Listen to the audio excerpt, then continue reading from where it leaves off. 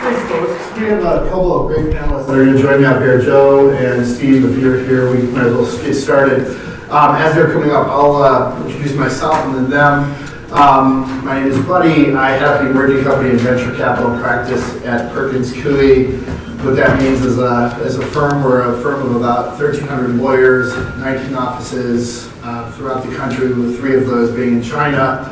And the firm's celebrated its century anniversary about 4 years ago. Our firm started around the formation of the Boeing company, and we have had the good pleasure of representing Boeing through its entire life cycle, which has brought us into a couple of areas that I think are relevant for this audience. First is aerospace. It's one of the largest teams of aerospace lawyers hitting all segments of the industry, but also entrepreneurialism. The model of representing founders. Did you guys hear that? There we go. Representing founders as they form their businesses and grow them and stick with them through the life cycle of that business is the cornerstone of our firm. At our firm, our emerging company practice represents about a little over 400 VC-backed companies as general counsel, and then several hundred other businesses that are following that same trajectory of raising institutional capital and growing quickly to take advantage of perishable market opportunities. And along the way, we've had some great pleasure to be involved with not just companies like Boeing, but Amazon, where we're founding counsel. I personally was founding counsel to Open Table, Trulia, Hotel Tonight, Club Aerobox, a bunch of other businesses. So we've had the good pleasure of being involved with a lot of really just amazing entrepreneurs and entrepreneurial ventures, which is a great segue to sort of our 2 panelists. And Steve is also a tenacious and very active entrepreneur / businessman. Before he became a venture capitalist, Steve had a successful career in management at a number of large and well-established tech companies as well as upstart startups. He was a senior management at HP, Trimble Navigation, VP of R&D at Nokia, Internet Connectivity. He then was the CEO of a bunch of startups. Let me see if I get some of these right. Vinient, Arcwave, CoWave Networks, and joined the dark side of the venture world about 7 years ago? Oh, 9. 9 years ago. 9 years ago. Yeah. And he's currently a partner at Venrock, doing a lot of fantastic investing. So with those very light overviews, why don't I start with Steve? Steve, tell us a little bit about your interest in this world, the UAS world. And maybe we broaden it to say autonomy and robotics and. Well, sure. I'll just give you 2 seconds of background on Venrock. Most of you probably know this, but it's a fun story. It's the original investment arm of the Rockefeller family. So it goes back 100 years. Organized as a venture firm in 1969, and then just in 2008, which is correlated to the reason I joined, but it became an independent firm, and now the Rockefellers are still small LPs. We've got a 99-year lease on the name, but it's a long history. And a long history of investing in infrastructure, science-y kinds of things. And one of the first investors in Apple, and we've over the years have done quite a mix. We do about half healthcare and sort of half everything else. And my background, I did work, as Buddy said, I worked at early on in my career was more of a telecom was an RF guy for a while, and then thought I was missing out on all of the signal processing stuff, so I sort of moved over to doing that kind of thing. Worked for a company that did signal intelligence for the 3-letter agencies, so a lot of sort of cryptography and sort of signal recognition, which kind of does connect in this market a little bit as we kind of talk about are the drones or autonomous vehicles the right guys.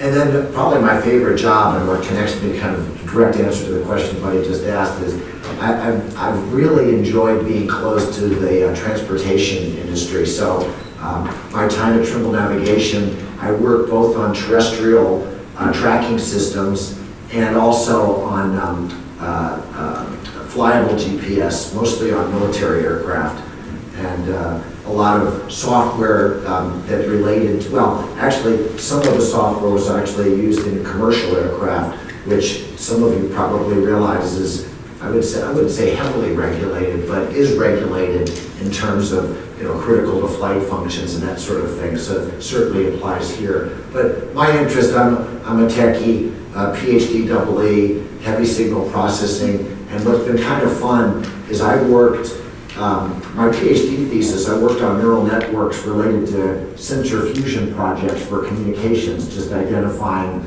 are those the right signals? And then that was in '88. In 2006, I ran a video analytics company called Vidiant that did physical security using neural networks.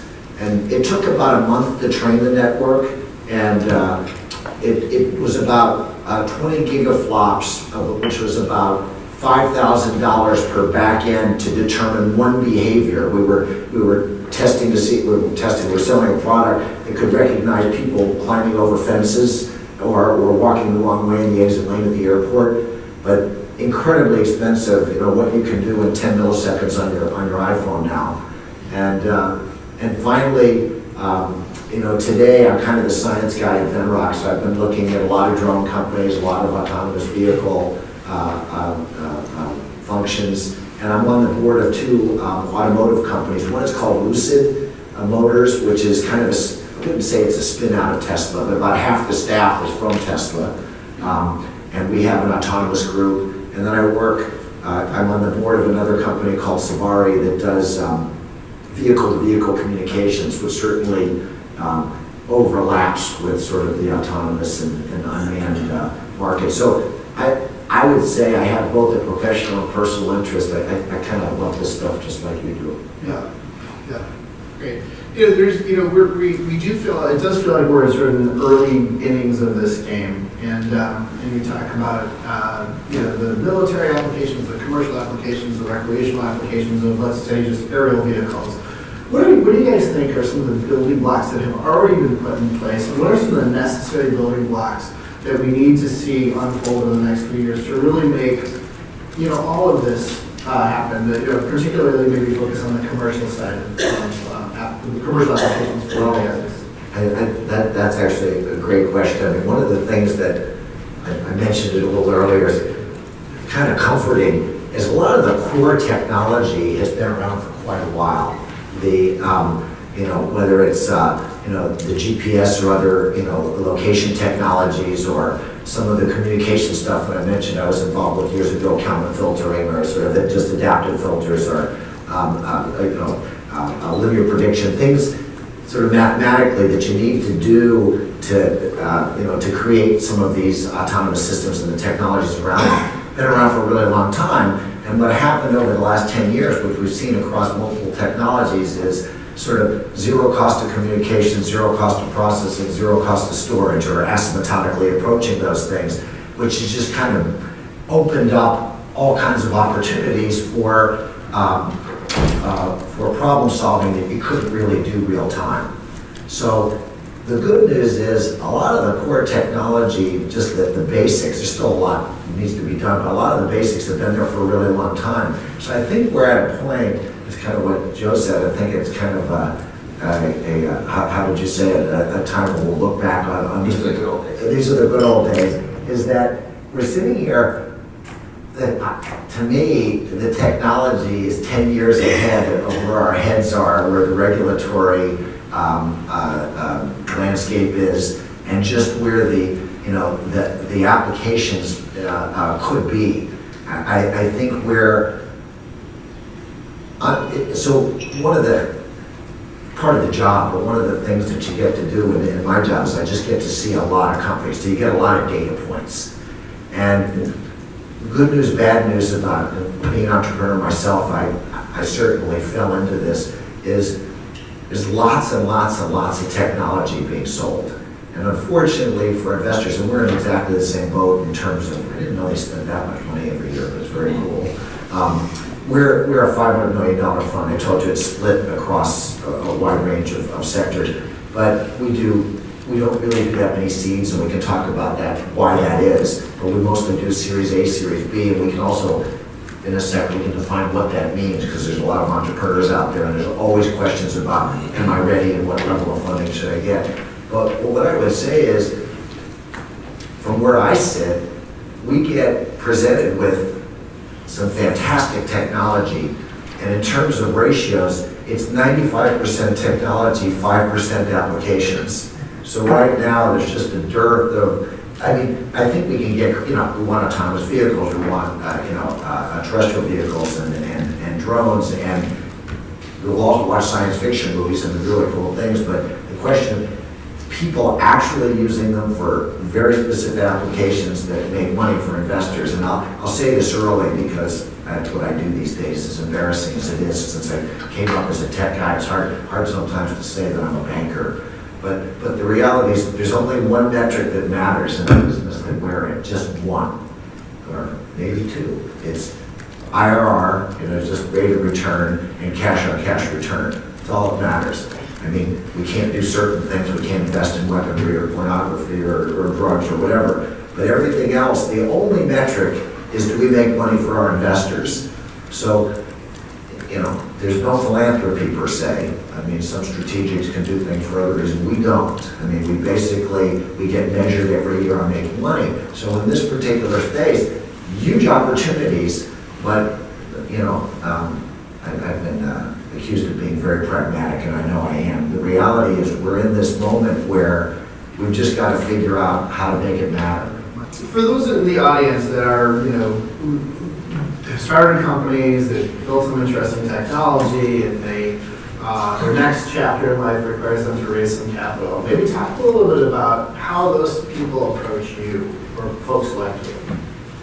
I would give you sort of a view from, I always say, from behind the curtain, sitting on the other side. I would say this, and I'll give it in form of advice. So one of the things that happens is, I probably take a solid look at 10 companies a week.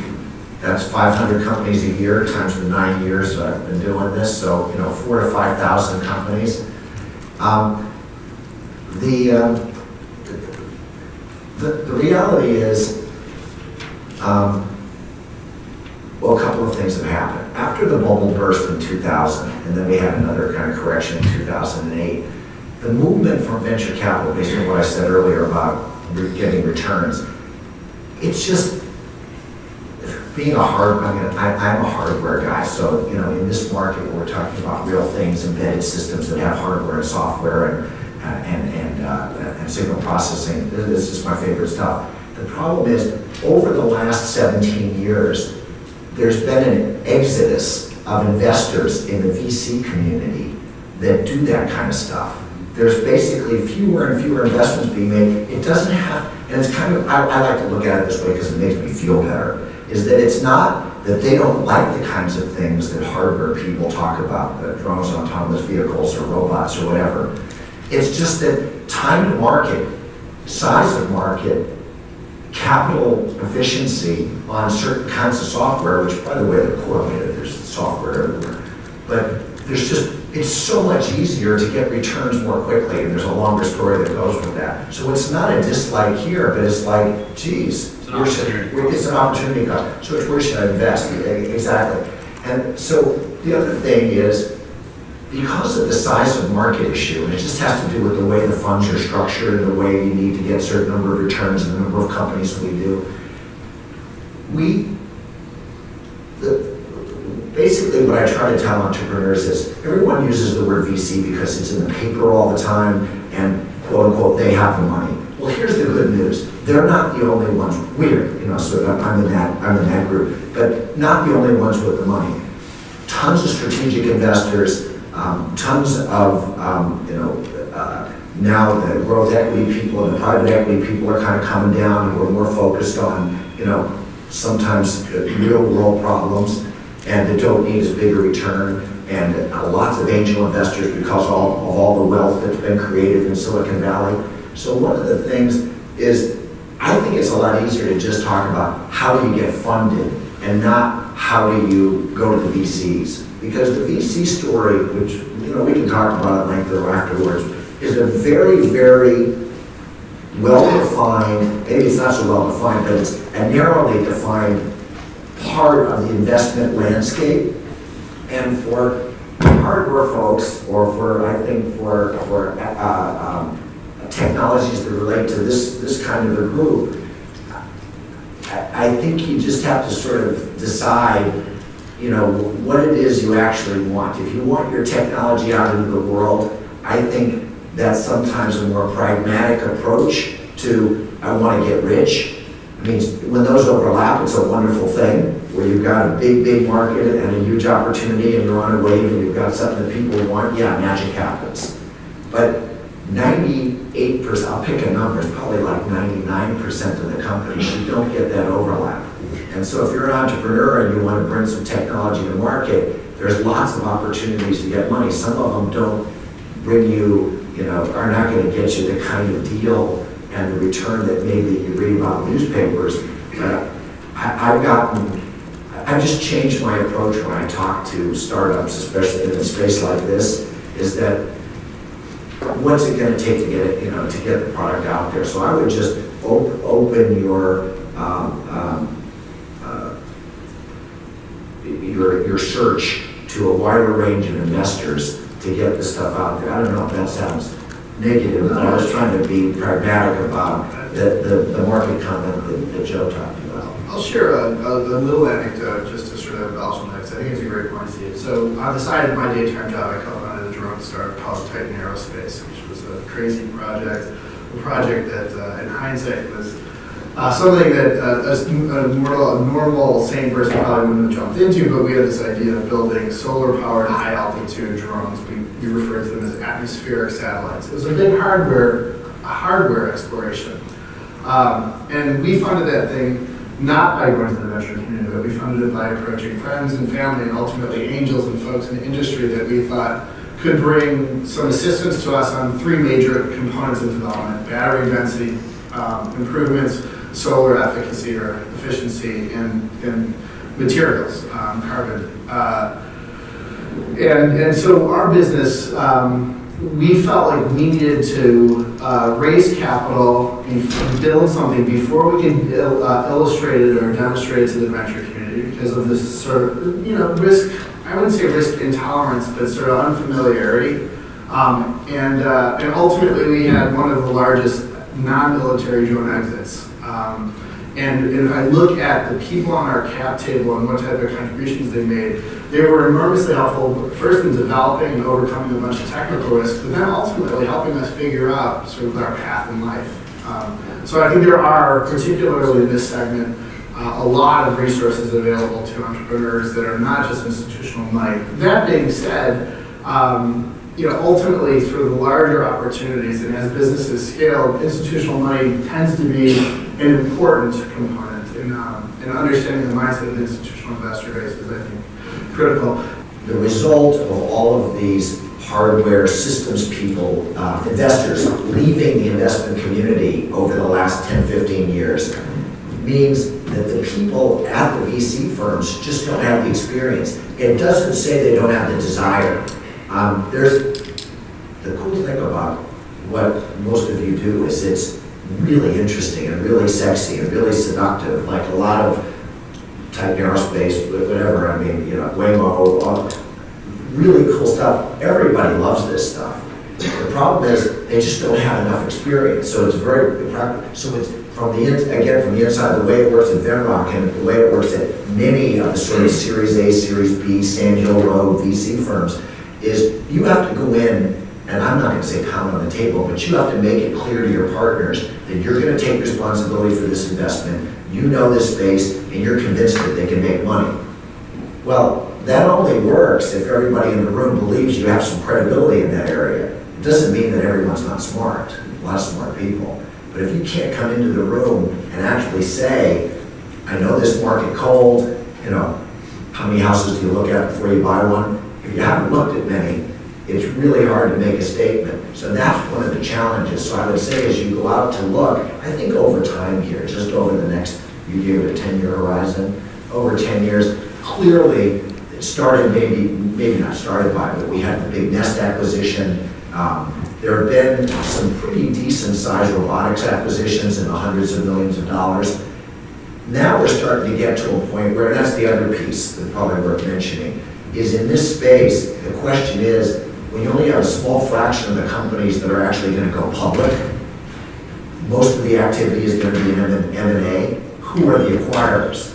Because if the acquirers don't spend a lot, that comes back to, it's sort of related to size of market, value of market. So if the acquirers don't typically pay a lot of money for the technology they're interested in, then investors like us look at the ratios, how much do we have to put in for how much do we have to sell. That as the numbers start creeping up in this space, we'll see more activity. There's no question we're headed in the right direction. The question is, I think, timing.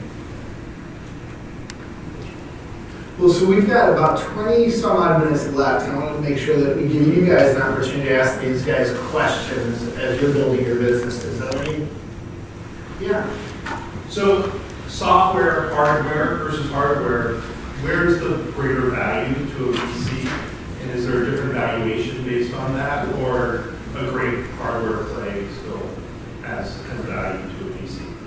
I would add, though, that, I think I said earlier, most everything these days is our systems, right? Yeah. And you're well advised, so it's got a combination of things. I think, so good question, and I think we said it much already, but what I would say is, from an investment point of view, and this is sort of the,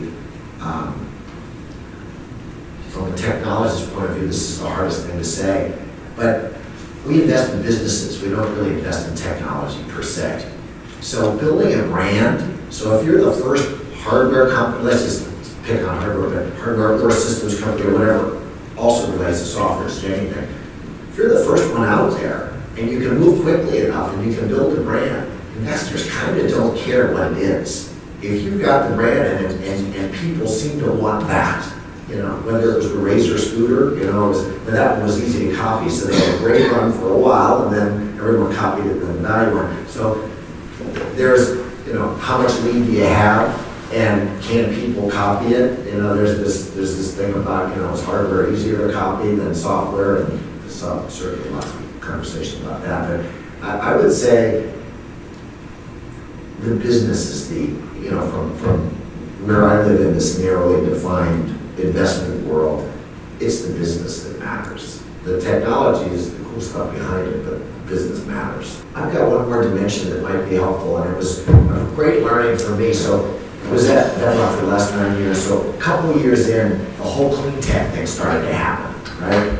And I'm, quote unquote, the hardware science guy hanging out there, and there's a bunch of oil and gas people, and we had a couple of plant biologists, and, you know, it was kind of fun. They said, Steve, you want to join our weekly meeting, because we need somebody who sort of knows about hardware, because we've got all these bioreactors, and we've got battery companies, we've got solar companies. I mean, I saw 100 solar companies, because I was the electrical engineer, so I got to look at that sort of stuff. So one of the things that was interesting about that whole wave that I think relates to robotics, you know, aeronautics, you know, land terrestrial transportation with the automakers, is that these have not been traditional centers of innovation, or at least the innovation in terms of Silicon Valley-like innovation.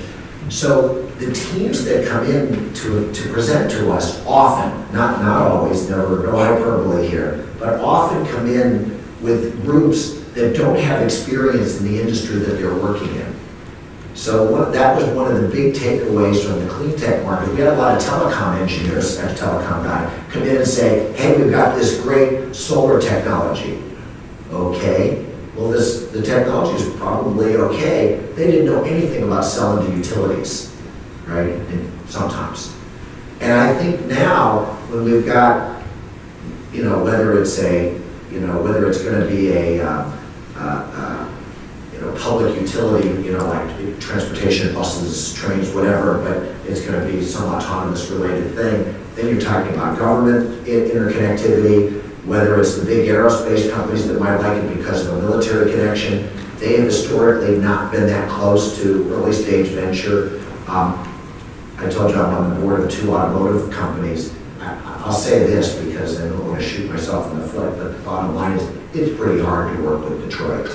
It's just hard. They move very slowly, and they're just, for all kinds of reasons, they're obvious. So what I would say is, in this area, as you're building your business and you think about who the ecosystem is, I would strongly suggest that you find people from that ecosystem that have some history. It brings a tremendous amount of credibility to your group if you're bringing technology to a sector that you know. It's interesting, in the industry that I think impacts a bunch of people here, we've got some just guerrilla hardware suppliers. We've got DJI, which, from all measures, owns maybe 70 to as high as 80% of the market for both rec and commercial drone application. And yet, there are lots of criticisms about the reliability of hardware, lots of criticisms around battery life or flight time, lots of criticisms around obstacle avoidance. And so what we see, at least from my vantage point, also looking at a number of upstarts each week, is hardware or hardware and software combinations to resolve those concerns, which tend to be more discrete. And whether they get funded or get the attraction of a venture capitalist is a different story. But it seems like we are kind of early in an industry that does already have a reasonable presence of hardware, but a lot of innovation opportunity to improve upon that hardware. And if that's what you're doing, I would encourage you to make sure that you're communicating the discrete opportunity that you're pursuing and your technical advantage. And then when you're looking for money, I think the overriding message here is the prospective investor that has relevant experience with what you're building is going to be most easy. It's going to be the easier audience to engage. Other question out there? Yeah, over on the left. Chris from One Sky Software Company. My question is about how investors will manage their investments over time. Talking about the full life cycle, and then also kind of portfolio of investments. Do you think about pairing? So if you already have one, adding something that's on a strategic side. Oh, that's a great question. So when you make an investment, how I guess it's probably personal to the investor, but how do you stay involved in the investment over time? Yeah, the other little piece related to managing investments, I would say, as somebody said a half hour ago, about institutional investors versus strategic investors. The black eye that strategic investors have had to sort of live with, or the cross to bear, has been that when the public markets are really good, strategics have a lot of cash in the bank, and therefore they want to make investments. When the markets tighten up and there isn't enough cash and they're doing stock buybacks and doing other things, they may not have money to do these follow-on investments. Now, this is not universally true, and I think it's changing now, and a lot of strategics have separate venture funds that operate independently with their own money. But one of the things that's quote unquote nice about institutional investors and VCs, which a little while ago I kind of talked you out of working with, depending on what you were doing, is that we have a very long-term horizon.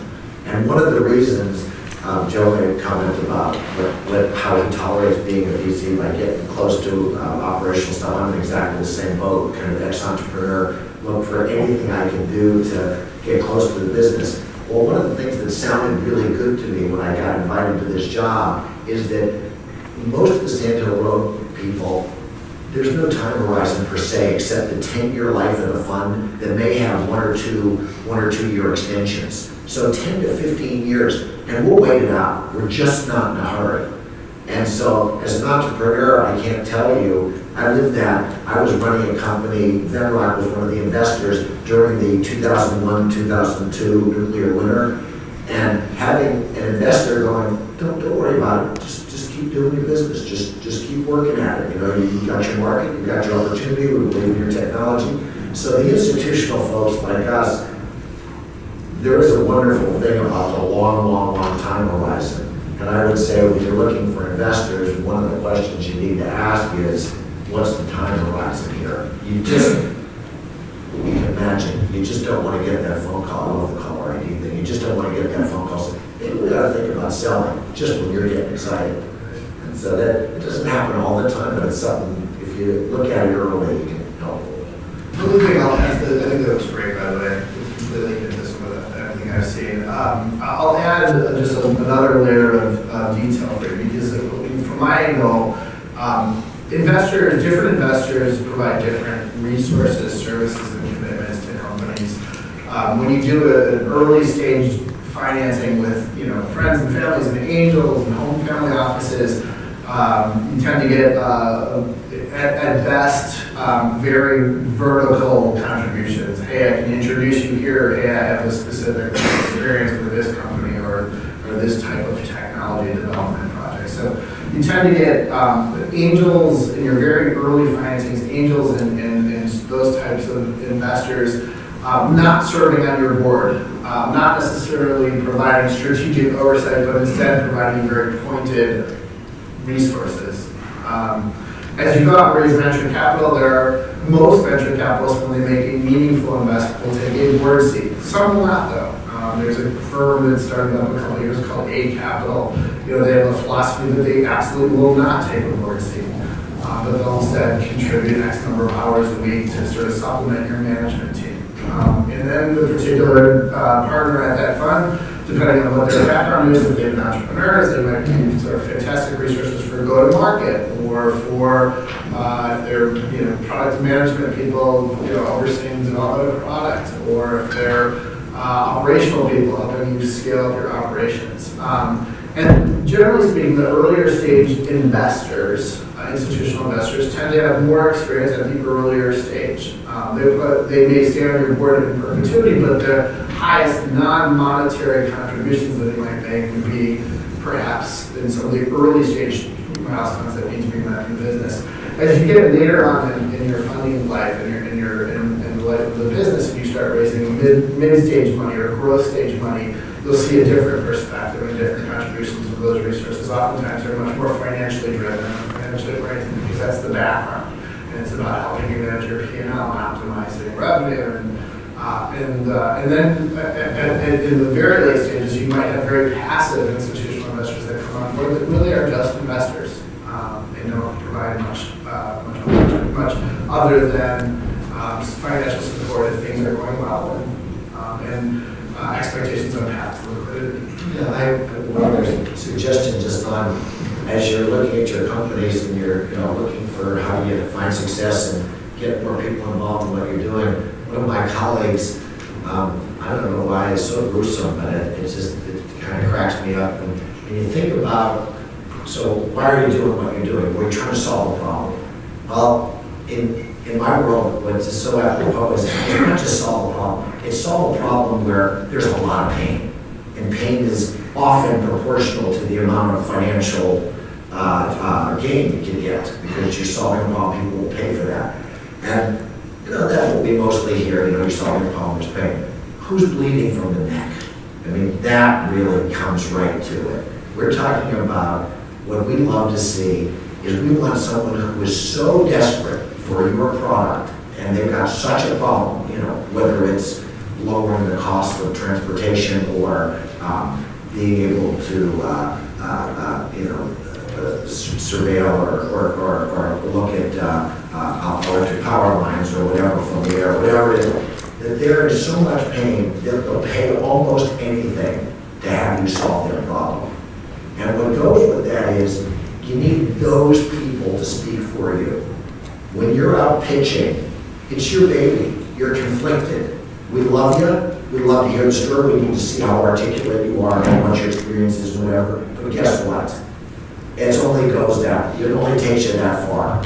You saying you've got a great solution just gets you that far. What you really need is those few people that are going to talk to us, not conflicted, and say, oh my God, when can this product be available? Can you guys please invest in this company?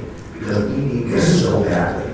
Now, it's a grayscale. You don't always have exactly that. Sometimes it's an ecosystem play and there's not just one person.